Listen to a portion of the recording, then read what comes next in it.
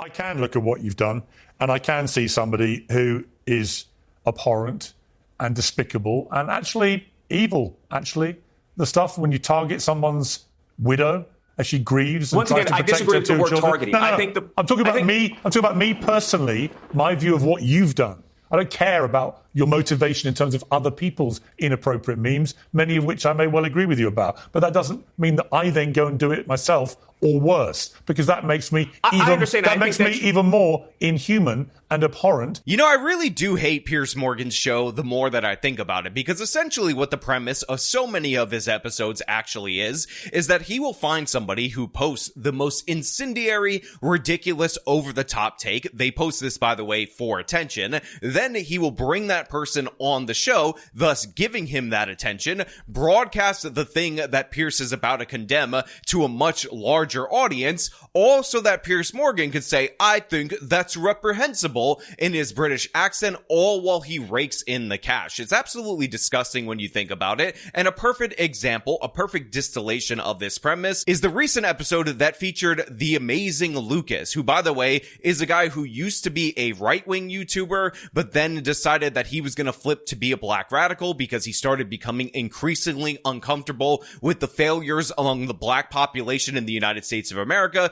so he went into full denial of those failures. He now talks about post-traumatic slave syndrome and all sorts of ridiculous things like that, and essentially he went from a guy who would do vaguely intro to conservative basics right-wing talking points that weren't even that interesting in the first place, to a guy who basically covers up all the problems in the black community, much like a family that has a destructive alcoholic in it ends up not wanting people on the outside to know about that alcoholic and would rather have the family suffer than actually suffer the embarrassment of confronting reality. That's who Amazing Lucas is, an anti-white absolute loser who, again, can't take responsibility for his own life, doesn't want black people to take responsibility for their own lives, and in addition to that, thinks that putting white people down ends up helping black people in some ridiculous and absurd way. And this is what we're going to talk about today. But before we do, I want to thank everybody who supports this channel via actualjusticewarrior.com/join. You've posted some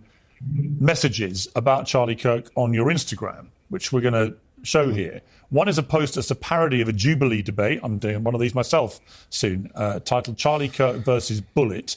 Can one bullet to the neck outsmart one conservative? Well, that was a short watch. Number two is a mocked-up promotion poster called Kirk and Twerk at Neck of the Woods and hashtagged both Charlie Kirk and his widow.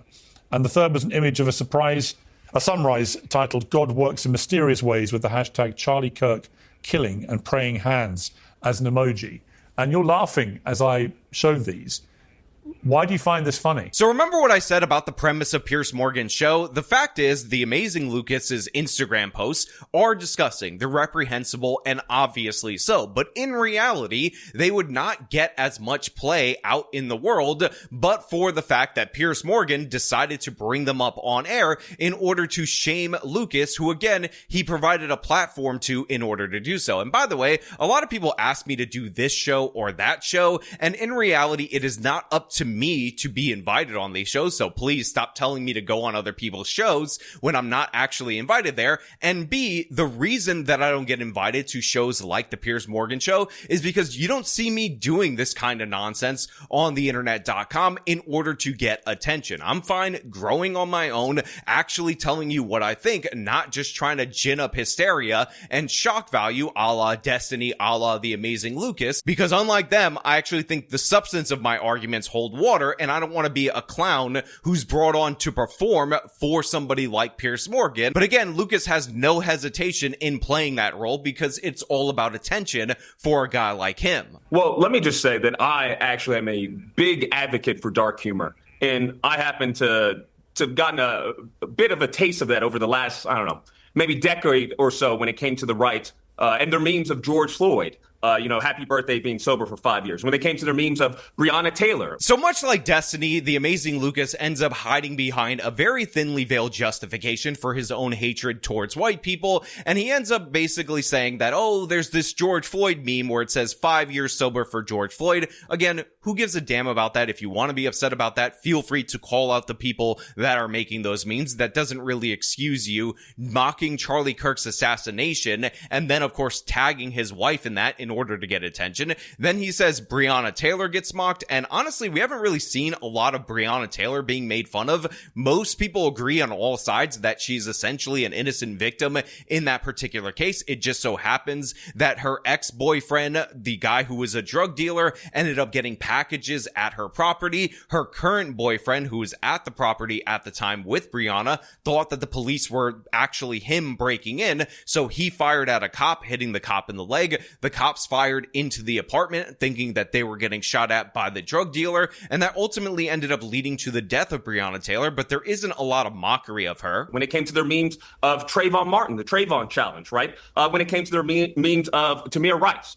So I don't know what the issue is. I think I'm engaging in the freedom of speech that the right has been advocating for these last 10 years and mocking and making light of Black Death. Something that Charlie Kirk himself did time and time again. So then he brings up Trayvon Martin, who's shot by George Zimmerman, the half-Hispanic guy that the media tried to paint as a white supremacist. And of course, he brings up Tamir Rice, who was shot by the police in Ohio because he had a BB gun or some kind of not real handgun that looked like a gun. And the police pulled up. They tried to tell him to drop it. And then Tamir Rice ended up going for said gun, and he ultimately ended up getting shot. Now, there are criticisms, by the way, of the police in the Tamir Rice case. We've actually went over that case on this channel before, but again, these are all just thinly veiled justifications, and of course, Amazing Lucas taking the cases of these different various Black people so personally that he feels like he has to go after Charlie Kirk, but in reality, one does not justify the other, and the idea that he's a proponent of dark humor, but also it's revenge,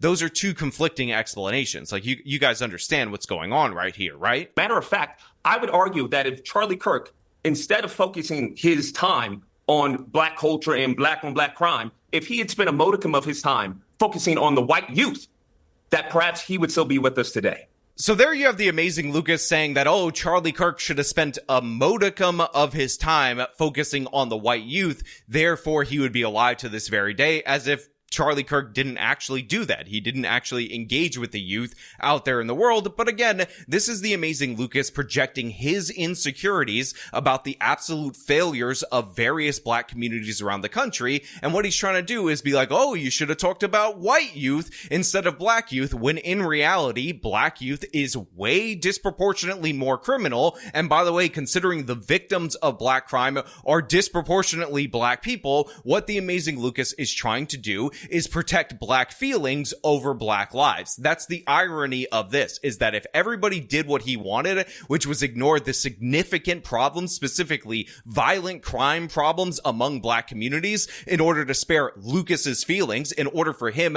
not to confront the issues within his own community, then in reality, that would lead to more Black deaths. So again, this is just a pathetic explanation for this. It's a pathetic justification, and it just shows you the profound weakness of somebody like Amazing Lucas, which, by the way, he's about to show you again when Piers Morgan asked him directly if he's happy about Charlie Kirk's death.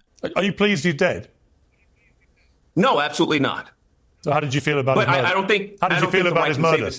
So Piers asked him if he was happy about Charlie Kirk's death, and he says, no, absolutely not. And then Piers says, how did you feel about his murder? And Lucas is going to tell us that he was happy about it because, again, he sees Charlie Kirk as successful white man. Charlie Kirk sometimes talked about problems in Black communities. Therefore, he is the enemy of the Amazing Lucas, and he somehow thinks Black people will be enriched by Charlie Kirk being murdered.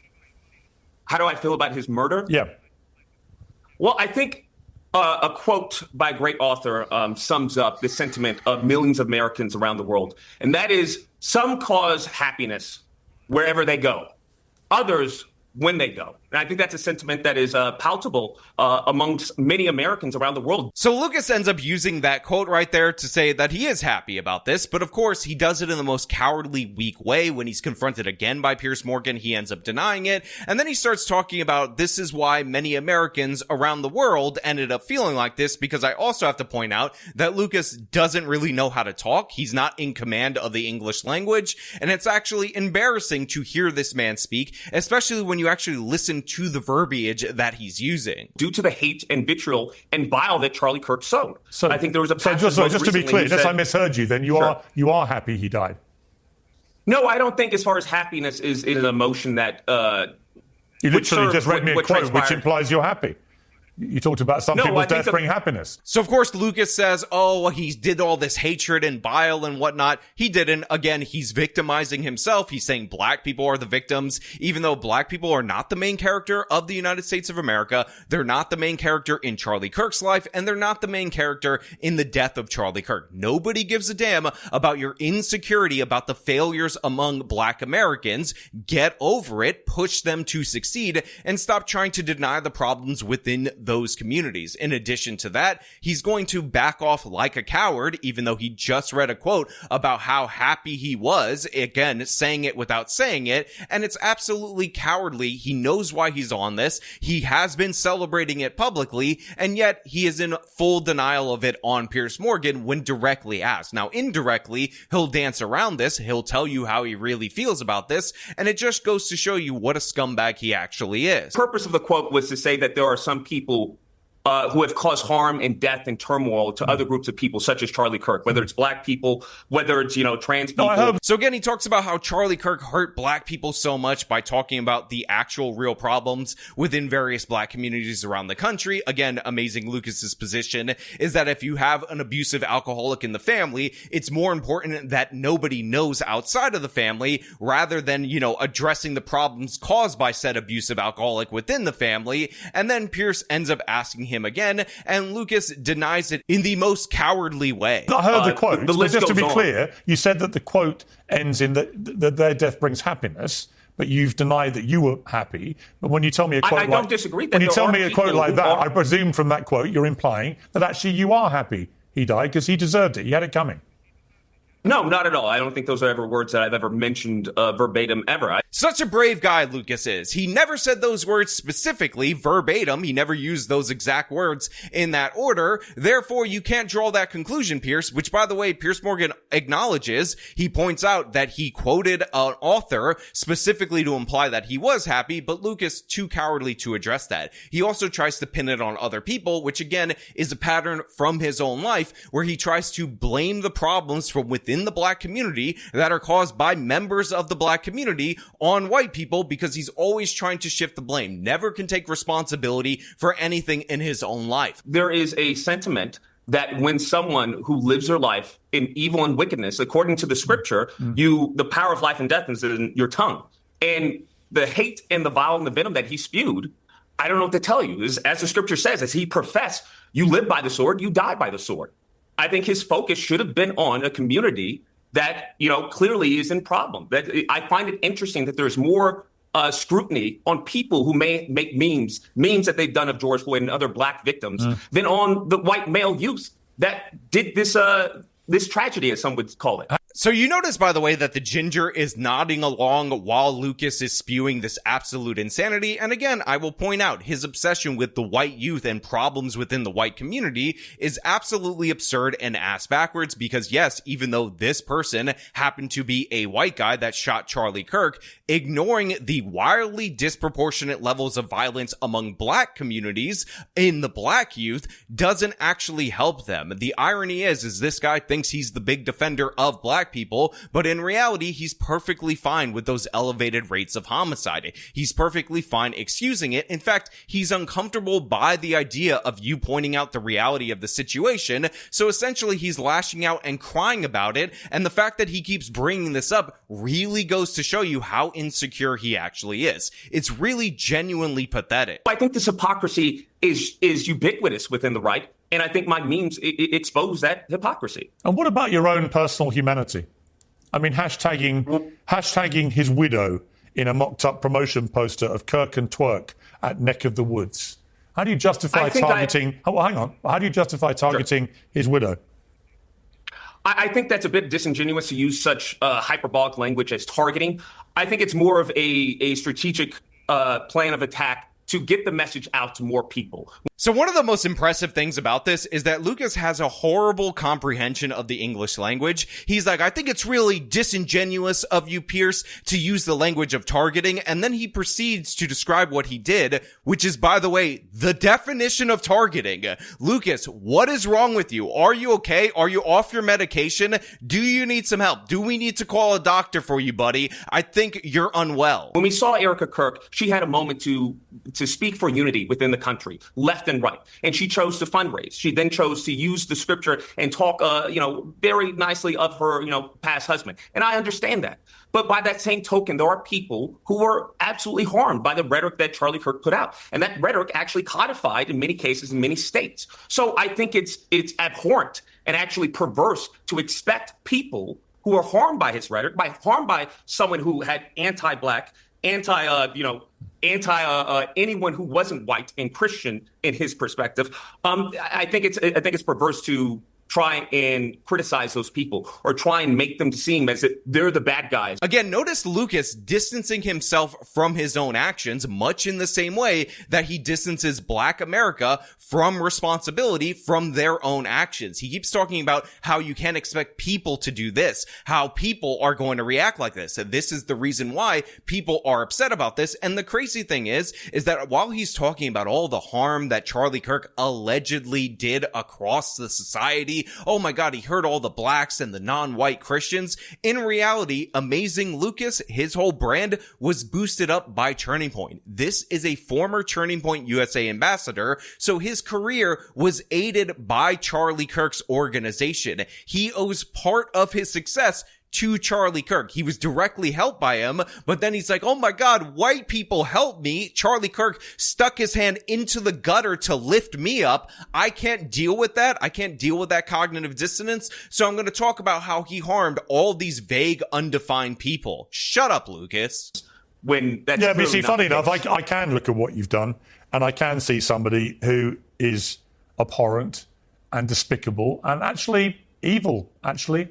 The stuff when you target someone's widow as she grieves and once tries again, to I protect disagree her with the two word children. targeting. Again, Lucas might actually be unwell because he listens to what Pierce says, and the only thing he objects to is the word targeting. But as we said before, Lucas quite literally used the definition of targeting in his defense of what he was doing. In his own description, he described targeting, but the man is too stupid to understand what he's actually doing. Again, this guy is very much in trouble. He very much needs his medication. Somebody help him. When it comes to Republicans, when it comes to conservatives, they have to see. I've let you have your say. I'm a mirror I've let you have your what say. they have shown. I'll let you have and your if say. they don't like what they I'm see, telling you, they should actually fine. detour I'm from using the your wicked own. path. Now, Lucas says that he's a mirror. I think he's trying to say the word mirror of Republicans' wicked behavior. And again, this is much like Destiny's behavior and how he justifies it, blaming it on Trump. And I will just point out to Lucas, Destiny, and all these ridiculous leftists that want a built-in excuse in order to not be held accountable.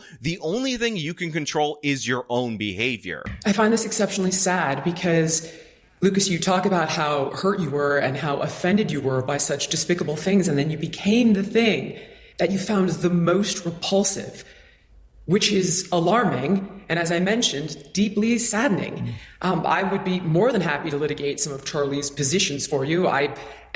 So Julia Michaels ends up trying to counter Lucas's points, and Lucas gets really upset that she's actually bringing up counter arguments, so he decides to stay on topic and really push his message home. Oh wait, did I say that Lucas acted in a way that sounded logically? No, he decided to condemn Jillian Michaels for adopting a black baby, which he describes as purchasing a black baby, because guess what? Lucas doesn't like the idea of white people taking care of black children when black people are unable to do so. Again, it makes him uncomfortable, the parenting situation going on in huge portions of the black community in the United States of America. So rather than, address those problems internally, he decides that he needs to go after Jillian Michaels for actually trying to provide a home for a black child.